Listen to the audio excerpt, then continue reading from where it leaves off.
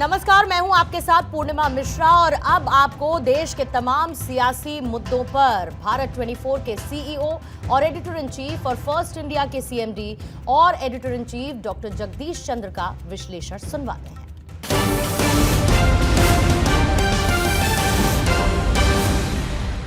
प्रधानमंत्री नरेंद्र मोदी अयोध्या पहुंचे और वहां पर धर्म ध्वजा उनकी तरफ से लहराई गई और ऐसे में राम मंदिर का निर्माण भी संपूर्ण हुआ और साथ ही संपूर्ण हुआ नरेंद्र मोदी का वचन भी। इस पर आप क्या कहेंगे? नरेंद्र मोदी का कहना सही है कि धर्म ध्वजा केवल एक ध्वज नहीं, यह भारतीय सभ्यता के पुनर्जागरण का एक ध्वज है। यह भारत की सांस्कृतिक चेतना का उत्कर्ष है। कई वर्ष पूर्व जब नरेंद्र मोदी ने राम मंदिर निर्माण का वचन लिया था, प्रण लिया था, यज्ञ किया था, यह समारोह उसकी एक पूर्ण आहुति है। नरेंद्र मोदी जिस भाव विभोर भंगिमा के साथ मोहन भागवत और योगी के साथ ध्वज को ऊपर चढ़ता हुआ देख रहे थे, तो उस समय ऐसा लगा कि भगवान राम की आत्मा का इनमें वास हो गया है। और एक प्रकार से समारोह का आभामंडल ऐसा था, नरेंद्र मोदी का आभामंडल ऐसा था, ये लगा कि भगवान राम खुद उन्हें आशीर्वाद देकर उनका राज्याभिषेक कर रहे हैं। कुल मिलाकर कहने का तात्पर्य ये है कि नरेंद्र मोदी अब भारत के इतिहास का एक पन्ना बन गए हैं, एक हिस्सा बन गए हैं जो सदियों तक याद रखा जाएगा। समारोह के बाहर खड़े एक व्यक्ति ने, एक कोई टैक्सी ड्राइवर था, मुझे किसी ने बताया, उसने ये वहाँ पे ये कमेंट किया कि जब तक सूरज चाँद रहेगा नरेंद्र मोदी का यहाँ नाम रहेगा। इसी प्रकार से एक दूसरी टिप्पणी ये आई वहाँ से, जिस प्रकार से सारे संसार के कण कण में राम हैं, उसी तरह से भारत के कण कण में नरेंद्र मोदी छाए हुए हैं। तो क्या है कि with this single emotional speech Narendra Modi once again has become the hero of the nation and has won the heart and soul of 140 crore Indian minds. शुरू से ही मेरा मानना रहा है कि नरेंद्र मोदी मूलतः एक साधु, एक संत, एक फ़कीर, एक आध्यात्मिक गुरु, धर्म गुरु रहे हैं।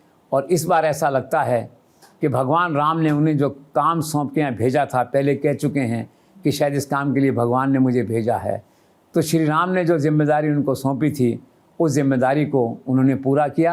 आज सारा राष्ट्र उनके प्रति कृतज्ञ है, भाव विभोर है। इस समारोह की झलकियाँ टीवी चैनल्स पर देखकर सारा देश रोमांचित था और सारे देश की ज़ुबान पे एक ही नाम था और वो नाम था नरेंद्र मोदी का। सर, राम मंदिर के निर्माण में गृह मंत्री अमित शाह का भी की रोल रहा है, क्या आप कुछ कहना चाहेंगे इस बारे में? ऑफ कोर्स, अगर सुप्रीम कोर्ट में वकीलों की फ़ौज खड़ी करके और होमवर्क करके अमित शाह इसे क्लियर नहीं करवाते, कोर्ट में प्रभावी ढंग से पैरवी नहीं करते, तो शायद राम मंदिर का निर्माण नहीं हो पाता। तो निश्चित तौर पे कहा जा सकता है कि नरेंद्र मोदी का जो प्रण था उसे पूरा करने में उनके प्रधान सेनापति अमित शाह का भी की रोल रहा है। And he also deserves A vote of thanks from the nation. Sir, मैंने सुना है कि अखिलेश यादव भी अंततः राम मंदिर जाएंगे, अयोध्या जाएंगे और भगवान श्री राम को नमन करेंगे, क्या आपने भी ऐसा सुना है सर? भूल सुधार बहुत पहले होना चाहिए था। फाइनली उन्होंने देखा इसको कि उत्तर भारत में रह के विशेषतः जो है, आप सनातन की उपेक्षा नहीं कर सकते, आप हिंदुत्व की उपेक्षा नहीं कर सकते, हिंदुत्व या सनातन को इग्नोर करके आप चुनाव नहीं जीत सकते, लोगों के दिलों पर राज नहीं कर सकते। तो देर आए दुरुस्त आए, तो कोई आश्चर्य नहीं है कि कुछ दिनों बाद वे अयोध्या आएँ। और जैसा मैंने सुना है कि उन्होंने कहा कि मेरे घर के पास एक मंदिर है, वहाँ मैं जाऊँगा और इसके साथ साथ जितने और मंदिर हैं देश के बड़े बड़े, उन समय में तीर्थ यात्रा भी करूँगा जी। एनी हाउ ही इज़ इसे कहना चाहिए कि एक इंटेलिजेंट आदमी हैं अखिलेश यादव, उन्होंने इस भूल सुधार को स्वीकार किया है। तो ऐसी आशा की जानी चाहिए कि राजनीतिक मतभेद भुलाकर और राजनीतिक स्वार्थों से हटकर उन्हें भी देश की मुख्य धारा में लौटना चाहिए। जनता उनका स्वागत करेगी। जी सर, ध्वजारोहण समारोह में प्रधानमंत्री नरेंद्र मोदी और मोहन भागवत के बीच जो केमिस्ट्री देखने के लिए मिली, उस पर आप क्या कहेंगे? यह बहुत ही सुखद क्षण था जिसे कहना चाहिए। और सबसे बड़ी बात है, नरेंद्र मोदी ने जो बड़प्पन दिखाया कि पहले आप उनको आगे किया, फिर पीछे पीछे चले। ये एक चक्रवर्ती सम्राट जिसे नरेंद्र मोदी को मैं मानता हूँ, उनका आचरण जो है ना बहुत अच्छा लगा सब लोगों को, जिसे कहना चाहिए। लीग से हटके था लेकिन बहुत बड़प्पन था इसके पीछे। इस चित्र को देख के भाजपा और आरएसएस के सारे कार्यकर्ताओं में कल खुशी और उत्साह का माहौल था। दोनों का चित्र इस तरह से एक साथ देखकर और नरेंद्र मोदी की उदारता और सदाचारता देखकर, जिसमें मोहन भागवत से कह रहे हैं कि पहले आप और फिर 2 कदम पीछे उनके साथ साथ चल रहे हैं, इसे कहते हैं बड़प्पन। और जो कभी कभी आदमी पावर जितनी गेन करता है वह कहता है उतना विनम्र होता है। कल की घटना ने सिद्ध किया। कुल मिलाकर एक सुखद क्षण था, एक अच्छी प्लेजेंट तस्वीर थी, जिसे सभी अखबारों ने आज छापा। अच्छा लगा जी सर, मैंने सुना है कि बिहार में स्पीकर पद को लेकर बीजेपी और जेडीयू में खींचतान चल रही है। इसका अंतिम परिणाम क्या होगा? अंतिम परिणाम अमित शाह का डंडा चलता है, आपको मालूम है, तो वहाँ भी भाजपा का ही बनेगा स्पीकर। भाजपा रिस्क नहीं ले सकती, तो प्रेम कुमार हैं, शायद 9 बार चुनाव जीत चुके हैं, तो शायद भाजपा के उम्मीदवार वही होंगे। कुछ बातें ऐसी हैं जिन पे अमित शाह कंप्रोमाइज़ नहीं कर सकते under the supervision of Narendra Modi. पहला था गृह मंत्रालय, उन्होंने कंप्रोमाइज़ नहीं किया, लिया उसको। अब है स्पीकर का पद। स्पीकर के पद का जितना महत्व अमित शाह समझते हैं, बहुत कम लोग ऐसा समझते हैं। महाराष्ट्र का उदाहरण हमारे सामने है, वो छोड़ नहीं सकते किसी कीमत पे भी ये पद कि भाजपा के पास न रहे। इसलिए मुझे पूरा यकीन है कि बाय नाउ सब कुछ सेटल हो गया होगा। 1 दिसंबर को है चुनाव स्पीकर का, लीडर ऑफ अपोजिशन का, विधानसभा बैठेगी तो मामला इस तरह से सुलझ जाएगा। और एक आश्चर्य की बात है कि मुख्यमंत्री बनाने के बावजूद क्यों नीतीश कुमार का मन अटका हुआ है स्पीकर, गृह विभाग, इन चीज़ों में। राज दे दिया पूरा आपको, अब क्या है ये। एनी हाउ, तो मेरा आकलन ये है कि ये पद जो है स्पीकर का, ये भाजपा को जाएगा और शायद प्रेम कुमार ही स्पीकर बन सकते हैं। Let's see. सर, एक सवाल कर्नाटक को लेकर है। कर्नाटक में मुख्यमंत्री सिद्धारमैया और deputy CM DK Shivakumar के बीच जो सत्ता संघर्ष चल रहा है, आपको लगता है उसे देखते हुए कि बीजेपी कर्नाटक में महाराष्ट्र मॉडल को दोहरा सकती है? बिल्कुल दोहरा सकती है। How someone can skip this opportunity for making their own government. आज देखिए 82 विधायक हैं एनडीए के वहाँ पे। अगर शिव कुमार कांग्रेस छोड़ के आते हैं तो निश्चित तौर पे मानिए 1/3 लोग तो उनके साथ होंगे ही, वो छोड़ के आएंगे। वहाँ से जो है पॉपुलर आदमी हैं, तो जो 82 लोग हैं एनडीए के, दोनों मिलकर सरकार बना सकते हैं। ये बाहर से समर्थन दे सकता है एनडीए उन्हें। मैंने सुना है कि शिव कुमार अमित शाह के संपर्क में है, नहीं है तो हो जाएगा। किसी दिन मैसेज आएगा और बाहर से पता लगेगा, जो पीए बैठते हैं कि कौन आया, पता लगा शिव कुमार आए हैं, तो ड्राइंग रूम में बैठाइए, बात करते हैं। ये वहाँ का क्रम है। और इसी क्रम में मैं इस संभावना से इनकार नहीं करता कि शिव कुमार कांग्रेस छोड़ के एनडीए का दामन थाम सकते हैं और अमित शाह की शरण में आ सकते हैं, ऐसा मुझे लगता है। सर, आखिर सोनिया या फिर राहुल पार्टी के अंदर के झगड़े को निपटा क्यों नहीं पा रहे? यही तो मेन बात है। Indecisive, lack of responsibility, in excess to Rahul Gandhi.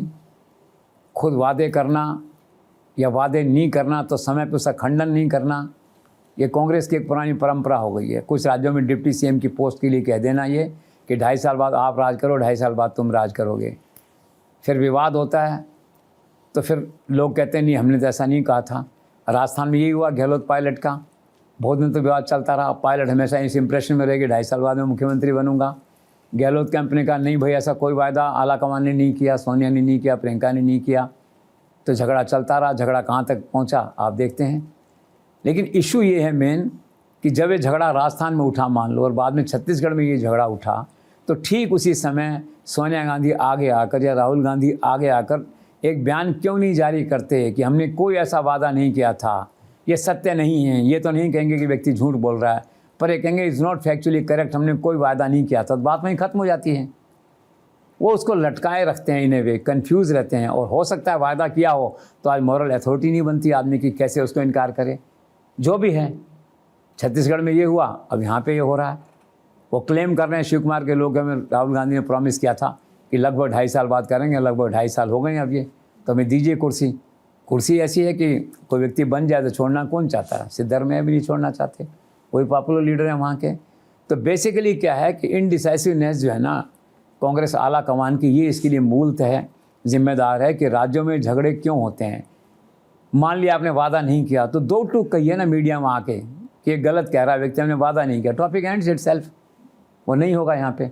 अब झगड़ा जो चरम पे पहुंच गया, तो मैंने आज सुना अभी खबर में कि राहुल गांधी को व्हाट्सएप मैसेज भेजा होगा गुड बाय करने का या प्री गुड बाय करने का। तो राहुल गांधी का जवाब आया है, जो बहुत रेयर चीज़ है। उसका जवाब आया कि कृपया इंतज़ार कीजिए, मैं आपको कॉल करूंगा। तो लेट्स सी। लेकिन मेन जो इशू है ना, वो ये है कि जब तक आप पार्टी को उस तरह से नहीं चलाएंगे, आपकी एक्सेस नहीं होगी लोगों तक जो है, तो नहीं होगा। अभी क्या हुआ वहाँ पे देखिए, बिहार के अंदर पार्टी हार गई, ठीक है, हार गई, खड़गे परेशान हुए, तो उन्होंने सोनिया गांधी को फ़ोन किया। सोनिया गांधी ने, मैंने सुना कि छूटते ही कहा कि खड़गे जी इतना बुरा कैसे हुआ, इसकी उम्मीद नहीं थी, हमने तो बहुत मेहनत की थी। तो एक पल के लिए उठ के, और फिर मैंने सुना कि उन्होंने ये जवाब दिया कि राहुल गांधी से संपर्क करना बहुत कठिन है, 15 मिनट भी बात करना बहुत मुश्किल है। अभी यात्रा जो ख़त्म हुई थी, तो मैंने राहुल गांधी से कहा था कि हम टिकटें बैठ के तेजस्वी के साथ फाइनल कर लें, तो लोगों को तैयारी का समय मिल जाएगा। तो उन्होंने कहा देखते हैं। इसके बाद वो अचानक टिकट फाइनल किए बिना ही, यही किस्सा उसमें तेजस्वी ने रोना रोया था जो है, तो साउथ अफ्रीका चले गए। खड़गे ने फ़ोन किया तो सुना कि 5 दिन बाद आएंगे, फिर 17 दिन तक वो नहीं आए। 17 दिन बाद जब आए तो 2 दिन तक किसी को पता नहीं चला, खड़गे को मैसेज नहीं हुआ, ये इंतज़ार कर रहे थे। तो इनको बुरा लगा, तो उन्होंने फिर सोनिया गांधी शिकायत करी। और इस बार मैंने सुना कि सोनिया गांधी ने इफेक्टिवली नाराज़गी राहुल को जाहिर की है अपनी जो है। कुल मिला के इशू वही है। देखो, राहुल के बिना कांग्रेस नहीं है और राहुल के साथ कांग्रेस है, वो आपके सामने स्थिति। कर्नाटक है, कल को दूसरा राज्य होगा। तो जब तक Congress president is not available, Congress president means Rahul Gandhi practically जो है, जब तक उनकी एक्सेस अवेलेबिलिटी आम आदमी को या आम वर्कर को, आम लीडर को नहीं है, या जब तक AICC में बोर्ड नहीं लग जाता कि 3 से 5 राहुल गांधी रोज़ मिलेंगे यहाँ, तब तक पार्टी में स्थितियाँ ऐसी चलती रहेंगी। और अब let's see finally vote comes out in Karnataka. Sir, मैंने ये भी सुना है कि लालू परिवार सज़ा की संभावना से इन दिनों बहुत परेशान है, क्या कहना चाहेंगे आप? You are absolutely right. वो भी एक इंसान है। अब 3 मामलों में सज़ा हो चुकी उनको जो है, चारा घोटाले में। अब उनको खतरा है कि भाई बाकी जो 2 रेल के जो केस हैं, टेंडर के, इसमें सज़ा हो सकती है। इसमें तेजस्वी है, मीसा है, तेज प्रताप हैं, सभी अभियुक्त हैं उसमें। तो एज ए फादर तो व्यक्ति सोचता है ना कि मेरे उम्र में जीते जीते मैं बच्चों को जेल जाते हुए देखूंगा।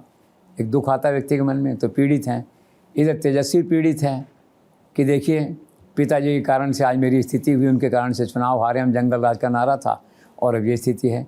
तो घर में मनमुटाव है, फैमिली में पहले से झगड़े चल रहे हैं। और अब जो है कोर्ट ने कह दिया है कि डे टू डे सुनवाई करेंगे इस केस में। अब बड़ा विरोध किया, राबड़ी देवी ने शिकायत भी करी जज के ट्रांसफ़र के लिए भी, केस हमारा ट्रांसफ़र कर दो यहाँ से। मुश्किल है होना जो है। अब डे टू डे होगी तो 6 महीने में, 8 महीने में केस ख़त्म हो जाएगा, सज़ा हो जाएगी।